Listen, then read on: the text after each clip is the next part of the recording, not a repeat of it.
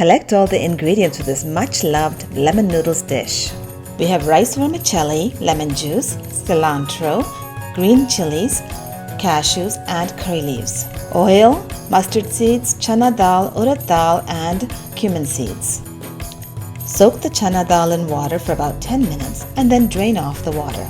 In a large pot, bring about 6 to 8 cups of water to a boil and add about a teaspoon of salt and a teaspoon of olive oil. Gently and carefully place the rice vermicelli into the hot water. Use a ladle or spoon to completely submerge the vermicelli in the water and turn the heat off. Stir gently after a couple of minutes and check the consistency of the vermicelli. It's ready when you can easily pinch it in half. Immediately, drain and rinse the noodles in cold water. Spread the noodles across a baking pan and allow them to cool slightly. Then, add about a teaspoon of olive oil and mix it in well. This will help the noodles from sticking to each other. To protect your hands and eyes, I like to use kitchen scissors to cut the chilies into small pieces. If you want to reduce the heat of this dish, you can also choose to cut the chilies lengthwise. Heat 2 tablespoons of oil in a deep pot in preparation for making the masala. Once the oil is hot, add the mustard seeds, soaked chana dal, urad dal, and the curry leaves to the hot oil. Be careful as you stir gently, as the mustard seeds tend to pop everywhere.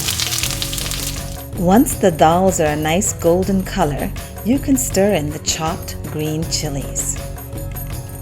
Now add the cumin seeds and keep stirring. You want the green chilies to blister slightly, but you don't want them to burn. Once the green chilies are slightly blistered, add in the cashews. Remember, if you're allergic to nuts, you can replace the cashews with chana dal. Add half the turmeric to the hot oil and stir well. If needed, add more oil and then remove the pot from the stove. Make the lemon juice marinade by mixing the lemon juice, salt, and the remaining turmeric powder in a small bowl. Stir it well. Chop the cilantro for a garnish. We are now ready to add the cashew and nut masala as well as the lemon juice marinade to the noodles.